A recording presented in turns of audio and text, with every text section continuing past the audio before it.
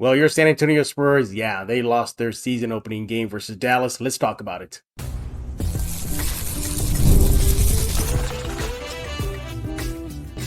You are Locked On Spurs, your daily San Antonio Spurs podcast, part of the Locked On Podcast Network. Your team every day. Hey, happy Friday, everybody. Welcome back to Locked On Spurs right here on the Locked On NBA Network. I'm your host, Jeff Garcia, Spurs writer for Ken's 5 San Antonio. Glad to have y'all back. And as always, we thank you for making Locked On Spurs your first listen every single day. Free and available wherever you get podcasts, iTunes, Spotify, Ken's 5. You know what to do. Go subscribe right now. And we have a new Locked On Spurs newsletter. It's in the YouTube description. You can see it below. The link will be there. Go subscribe right now.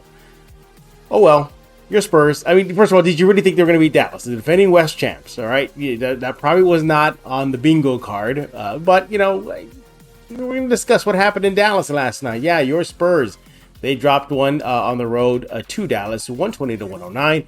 We're going to break down what happened and then give away 3 takeaways, good or bad. I don't know what our guest is going to pick, right? So I kind of want to do this cold. I want to be surprised what our guest is going to pick as far as takeaways from the loss last night to Dallas. We're going to be bringing them on in just a few minutes. But again, your Spurs, yeah, they dropped their first game of the season. 0-1 to start the new campaign. Again, tough out though. You go on the road, you're in Dallas, you're playing against the defending champs, you're coming off the NBA Finals, a lot of hype. And look, you're down Devin. Wemby was not being Wemby more than that in a while. And you mix it all together with other stuff, other bad stuff, and you get what happened to the Spurs. Now, to Spurs' credit, they did have a little bit of life in them for pretty much a good chunk of the game, but the wheels came off, and there were signs that they were not going to be able to sustain that competitive edge from jump until the end. I think the Spurs were lucky to be in it for as long as they were before the debacle happened late in the game. So, yeah, bad night for the Spurs, but hey, it's just game 1 of the regular season. All right, let's go to bring in our guest. He is Raul Dominguez of the AP Sports there. There he is, Raul. What's going on, buddy? Not a lot, just kind of trying to digest that first game. Yeah, I was texting you during the game. You sound a little optimistic. You're saying they just got to sustain this. They just got to sustain that. Bring the defense a little bit. And I'm reading your text, and I'm like, looking at the TV, looking at your text, and I'm like, oh, Raul, come on, man. I don't think they're gonna pull this one out, man. But good on you for keeping the faith, though. Good on you. I just kept expecting them to make that one stop and then make a little bit of run. I didn't think that they would pull it out, but I thought it would be a little closer. Like I said, I just kept waiting for that one, sustained defensive stop to where they could, I think when I sent you the text, I think they were down. They had just gotten down by 11, I think it was. Yeah. So I was saying, like, if they can make a defensive stop or two, they can get back in it. But everything just exploded after that. Yeah. The tires went out, and the Spurs went spiraling out of control. Make sure to follow Raul on X at Dominguez5. Again, he is the AP Sports writer based right here in San Antonio. So, Raul, let's go and get into it. Before we give our takeaways, by the way, you're the guest. You get 2 of the 3 takeaways, so bank on that in a little while. Overall thoughts. What did you see from the game? Obviously, it was an L, but do we want to dive into the elephant in the room that Wemby wasn't quite being Wemby tonight or last night? Yeah, I think it's going to take him a little while to get used to playing with Chris Paul and Harrison, and then Julian's. He's played with Julian last season, but Julian was at a different position for the most part. I think it's going to take him a little while.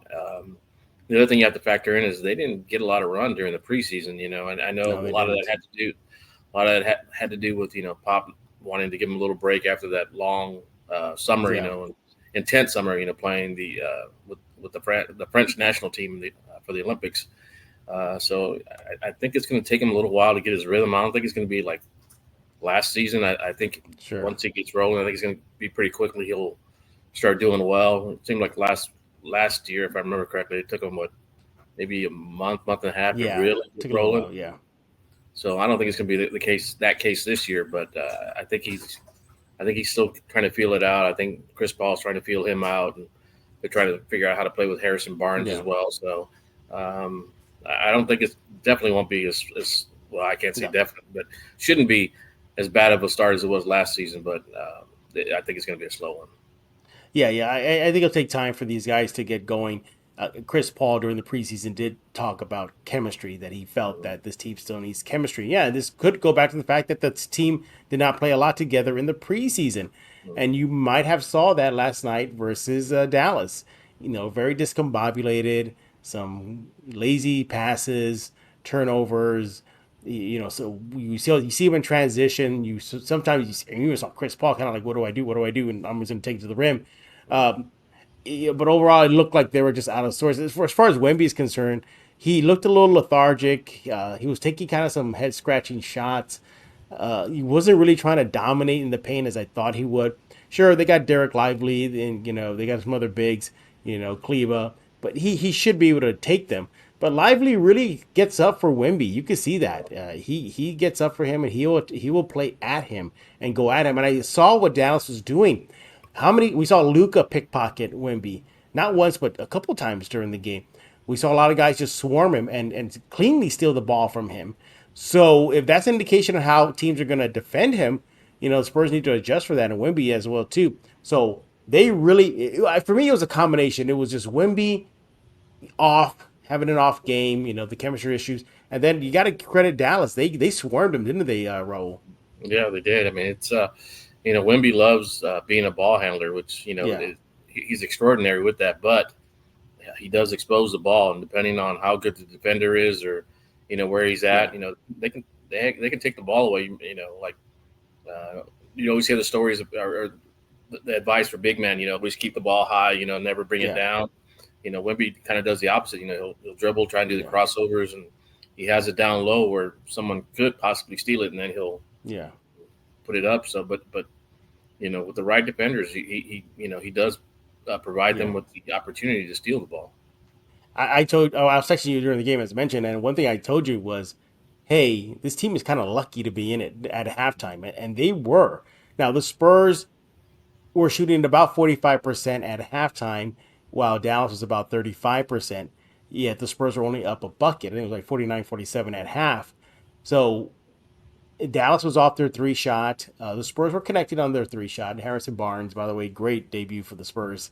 But I just felt like, yeah, Dallas was not going to be shooting that bad the second half. You knew it was coming. The storm was coming.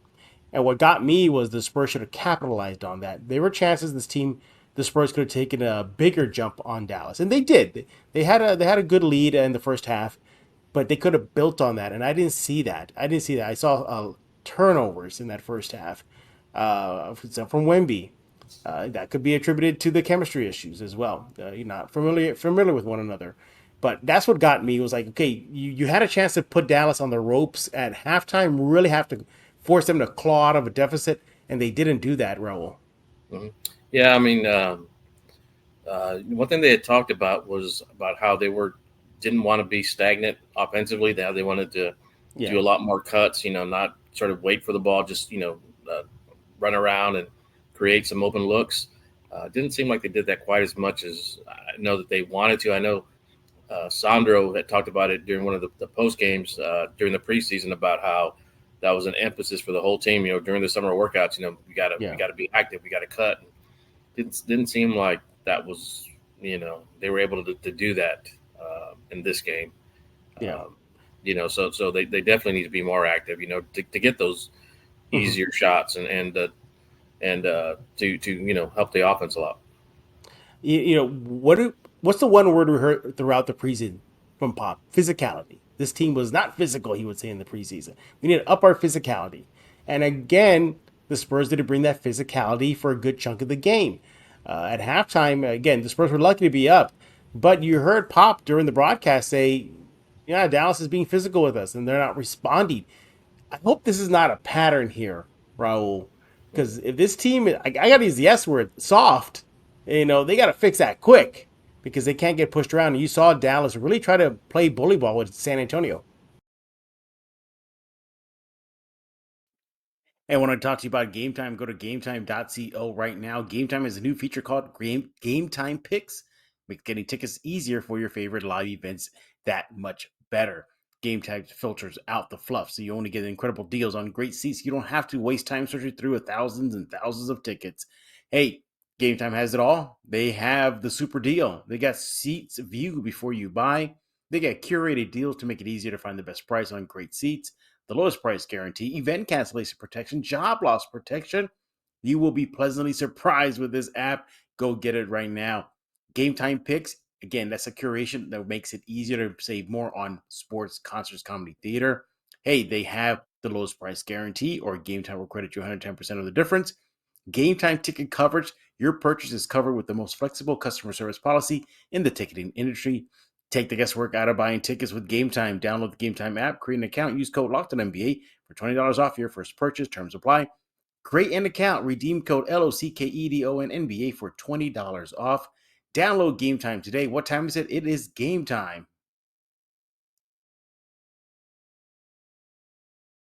This is Emilio Rivera, El Padrino for the Mayans MC. You are listening to Locked On Spurs with Jeff Garcia. Yeah, I don't think they will. I don't think Chris will let them. Chris Paul will let them. I still think it's them kind of feeling each other out, kind of what is best going to work for them. Sure. I don't think Chris Paul will let that happen. I don't think Harrison Barnes will let that happen. Wemby is an intense competitor. He's gonna look at the game film with this one and just be upset with himself. And, he is the way they played. So I have a feeling he's gonna have a really big game against Houston. I have a feeling he's gonna be real forceful out there. Just to kind of make up for it, or to show that he can do better, and he's going to want to do better. But I think even though they have Harrison and Chris, this is still a young team, and so I still hopefully it doesn't happen. But remember last year they were just sort of like this as far as their consistency. One game they look good, be physical. Next game they lose it, and so I think that's why they brought Chris and Harrison. And one of the big reasons is to remind them, hey, you got to be consistent. And I think I have a feeling that in practice and stuff that Chris and Harrison are going to be very vocal about what they did. For sure, yeah. And also shooting, it was almost a tale of two halves. Seriously, you look at the Spurs in the first half, as mentioned, they were shooting about 45% from the field. They connected them on, I got it right here, let's see, 2, 3, 4, 5, 6. They hit on 7 3-pointers in that first half, while Dallas connected on, I believe, about 5 or 6. So they were out shooting Dallas in the first half. But then you flip to the second half, and I mean, it went from night and day. Dallas connected on, and we get it up here for you guys. We got Dallas 10 for 17 in the second half from the 3 line. The Spurs had no 3-point defense, and that was something that we talked about, heading into the new season, as pick up on the perimeter defense. That did not happen in the second half. 10 for 17 from the field goal. From the 3 line for Dallas, while the Spurs went ice cold, 3 for 12. In today's league, that you cannot sustain that. And should I apologize to Spurs fans right now, Raul? Did I jinx it with the Klay Thompson prediction? I told you, Raul. I said, watch, Klay's gonna see the Spurs, and that's gonna get me out of my slump. And sure enough, he went off. He always, he's one of the Spurs killers, They always talk about the Spurs guys who just, whenever they see, the black and silver, they go off. Jason Terry used to be that way, so it doesn't matter how bad Jason Terry was doing, play against the Spurs, he'd get 20, 30 points easily. Klay's the exact same way. He just all his shooting woes always disappear against the Spurs. Yeah, 22 points for Klay Thompson in his Dallas regular season debut. He went 6 for 10 from the 3 line, and then 7 for 13 overall versus your Spurs. Everybody, I look at the game overall. And I'm saying, okay, well, Spurs. I get it. It's just one game. If an 82-game season, fine, but you gotta show some energy, and that's what kind of threw me off. It felt like there's no life in them. Very lethargic. Very not playing with, again, like Pop said, for the physicality. So I didn't like the energy level at all. Credit Dallas. They did what they had to do. They really made Wemby's life a living. The Spurs didn't help themselves at all. I mean, how many turnovers did they give up? 19 turnovers for the game. So that cannot happen whatsoever. But yeah, just any final overall thoughts before I give our takeaways? No, like I said, I didn't really expect them to win. Dallas coming off the Western Conference Finals. They're at home. Their season opener at home. They got their big new free agent in Klay Thompson. Yeah. So didn't expect them to win. I figured Dallas would try to break it a little late, but I just didn't think it could be to that extent. Yeah, exactly. Yeah, and look again. First game of a 82 regular season. They got Houston next. So yeah, hopefully the Spurs can at least even it up to start the season very early. All right, now let's get into our 3 takeaways. Raul is our guest, so he's going to get 2 bites at the apple. I'll get 1. I don't know what Raul's going to pick, so I want to be surprised as y'all are going to be. So Raul, you get the first bite of the apple. What is your number 1 takeaway? Spurs bench. They just that bench needs to be more productive. I mean, I think Keldon and Trey, combined for 10 points. I think it was. Keldon had 7 and Trey had 3. Yeah, and then Stefan had 8 by himself. I think he got a few late, but that bench needs to be better. I mean, if you think about the Spurs when they had the really great teams, that second unit would just come in and would just demolish other benches. Yeah. I don't think I don't think they have that talent to do that. At least not right now with the inexperience they have to do that against other teams. But you got to get more production out of that bench. I mean, and one thing that Reggie Miller mentioned was about how he was worried about the Spurs. He said, they asked him, what was anything worried him about the Spurs, and he said the lack of scorers. And Spurs have scorers. They do, yeah. For whatever reason, didn't have good nights from Keldon, Trey, Stefan. I think Stefan's still trying to feel his way. Sure. Whenever Devin gets back, you move Julian back to the bench. That's a good scorer. Yeah. Sandro, still love to see Sandro get more run. Yes. I think he's instant offense. Yes. But that's a big thing. I think one of the key takeaways is I was looking at the bench thinking I know the bench is better than this. Oh, yeah. Yeah, and we had talked about this on Locked On Spurs heading into the new season was how good the bench could be. But the caveat was once Devin gets back. Mm-hmm. So, and Champagne, we didn't even give him some love. I mean, what a night out for him despite the loss. 18 points for the game, 4 for 8 from 3 line, a dunk. Yeah, he dunked the ball. I didn't know he could dunk. Apparently he can. He did a little fake and pump and drive to the basket and a dunk at the bench off their seats. 7 for 12 overall against Dallas in 27 minutes. All right, Raul, what is your second bite of the apple? What's your second takeaway? I guess the one thing that was maybe a little odd was I'm curious if that I'm sure you heard was they got woken up by a fire alarm at like was it 1 o'clock in the morning or something like that. Yeah, I'm wondering if that had played any part. I mean, because you always hear stories about how Wemby loves to go to bed early. Like I think he's in bed by 9. Yeah. So, you'd mentioned about how Wemby was lethargic. I don't think it had a huge part, but I'm kind of curious, if that sort of,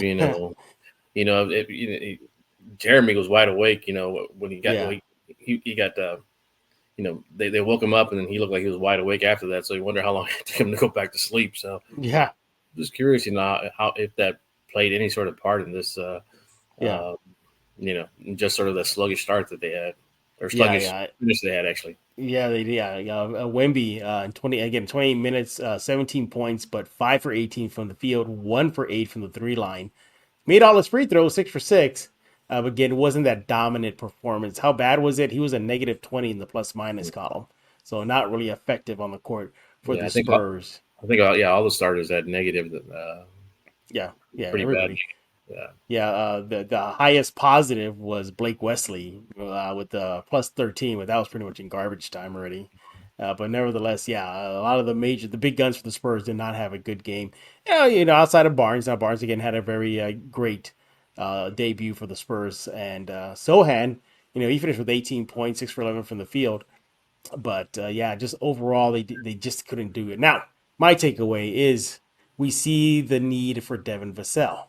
You need that secondary scorer. You need that threat. You brought it up during the broadcast. They talked about the lack of scoring on the team, and you're right.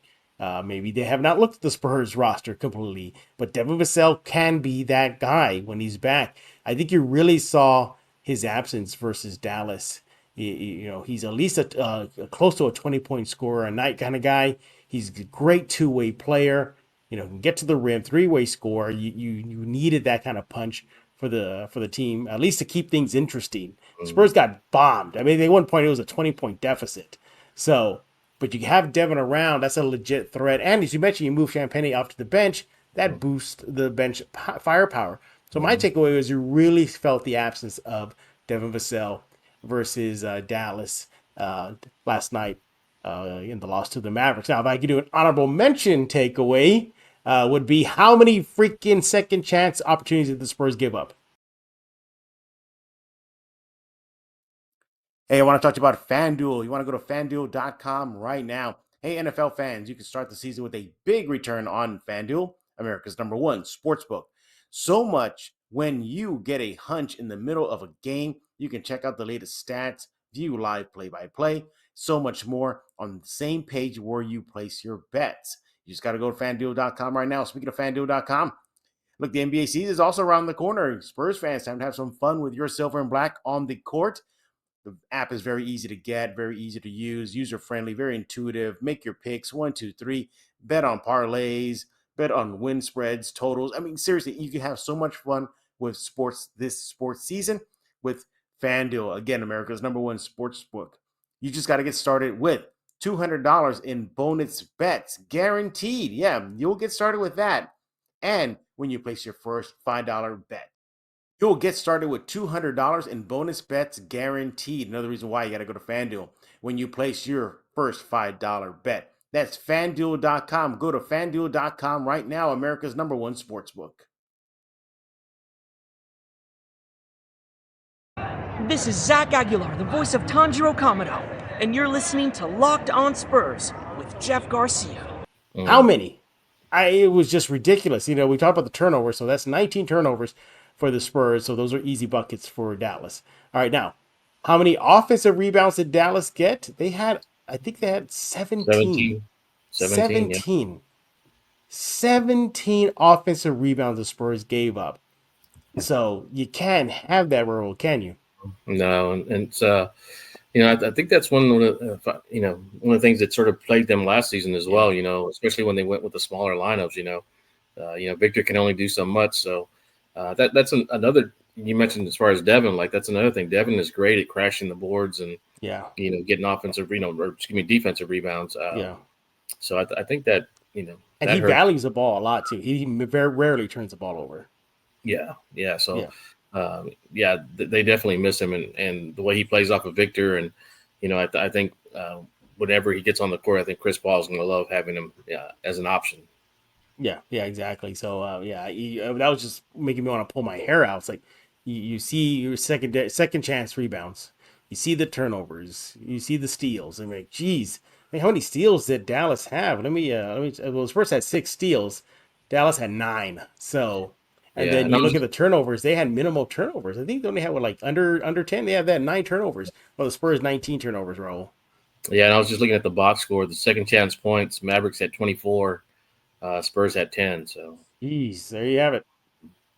It really came down to this for the Spurs loss: second chance points, turnovers, and then them just going ice cold from the 3 line, and then of course not defending the 3 line and on the opposite end. So that's what it came down to. Now, I'm not worried about Wemby. I think Wemby definitely will rebound in the game versus Houston. I'm not too worried about it. It was just one loss. Look, the Spurs start to the schedule was kind of bumpy. They got Dallas, L. Then you got 2 games against Houston, and Houston's not a slouch team. They're not. I know Spurs fans like to poke at them and poke fun of them, but that's a pretty good team in their backyard. Then they got OKC after the pair game. So a nice little early test for the Spurs. If they could just weather this storm, I think that it gets a little easier. They got games like against Utah and Washington. Yeah, so they just weather these first 4 games. They should be fine. I still think they're gonna probably split with Houston. What do you think? I think so. I think probably win at home and then maybe lose the one. Lose the second one rather. I think Wemby's gonna have a big game. But then you also have to think about Sengun is back. Yes. He had that really big game against Victor the last time he played against him. So I have a feeling both of them are going to want. Yeah. Alper's going to want to do it again, and Victor's going to want to, do the same thing. Yeah. Yeah, and also too in that game, I guess we're rather going to look ahead of that game because there's no Locked On Spurs on the weekends. We saw Klay Thompson go off from the field. We can't let the rookie Reed Shepherd have his breakout game versus the Spurs. I think I may have jinxed it again, Raul. Did I jinx it again? I said Klay Thompson was going to have a game, break out of his preseason slump. It happened. Reed Shepherd did not have a good debut in his Rockets debut. Hopefully he doesn't have his breakout game versus the Spurs. But no, I mean, think about it. Yeah, you got a Sengun and Shepherd, and you have who the other guy? The other kid. You got Thompson. Thompson. That's right. Yeah. I mean, they got a talented squad. They had Van Vliet, Brooks, and Van Vliet. So that's why I said before that the Spurs kind of reminded me of Houston last year. Pretty good young squad. You bring in a couple of veterans to try and settle them down. So and here's the thing too. Physicality. You got Ime Udoka on the sideline for Houston. He likes his brand of basketball kind of physical. So, Houston, they're taking a page out of what Dallas did. They may trying to get physical with San Antonio. Man, what is it? Think about the start of the season. San Antonio takes on the 2 Texas teams to start everything. Nice job there. Yeah, the weird schedules. It's I think with Houston 2 times. I think the Lakers 2 times, like within the first month, a month and a half, and then I don't know when they play them again. But I mean, it's basically like those 2 teams, 2 of their rivals are going to be gone, pretty early. The series is going to end pretty early. Raul, you mentioned the Lakers. I just hope Bronny doesn't have his game, his NBA break. Hey, you imagine? His highlight reel is all silver and black jerseys.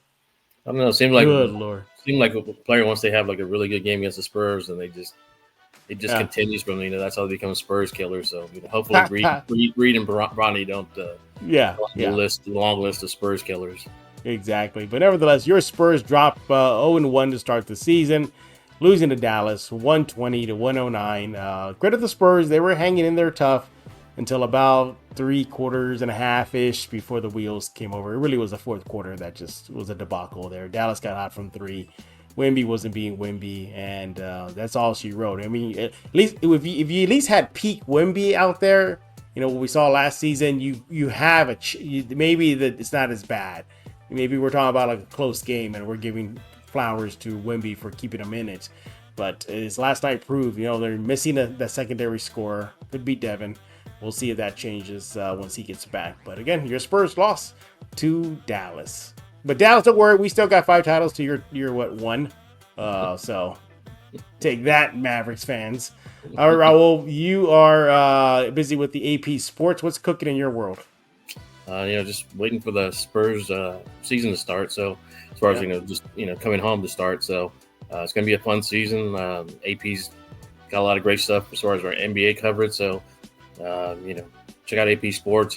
Some great writers, Tim Reynolds in Miami. Skylar Dixon up in Dallas. So, be sure and check out those writers from AP.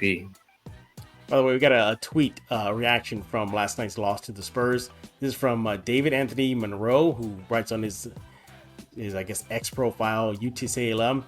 So he adds me on X and he says, so 81-1 season? Let's go, Spurs. Let's go 81-1. I love it. Championship. Here we come. I wish, David, that was going to happen, but that's likely not going to happen. But once again, we thank Raul for making time out of his busy schedule to hop on here, Locked On Spurs, to recap last night's Spurs loss to the Dallas Mavericks. You see it on your screen. Follow him right now on X at Dominguez Cinco. Do that right now. And he probably just blocked me right now, all the nerd tweets I sent him. So let me know what Raul's up to. I probably send as much as you do, so. All right, again, he's at Dominguez Cinco. Make sure to follow him right now. We'll be back next week on Monday, talking all things Spurs, see how the Spurs did against Houston over the weekend, and so much more. A lot of things are going to be happening with the Spurs. Come right here to Locked On Spurs to check out the latest and greatest on the silver and black. Subscribe to Locked On Spurs, Ken's 5 Plus app, YouTube, iTunes. You know where to go. Check out the Locked On Spurs newsletter. The link is in the description below. Go click on it right now and go subscribe. So for Raul Dominguez, I am Jeff Garcia. We're going to put a lock in this episode of Locked On Spurs.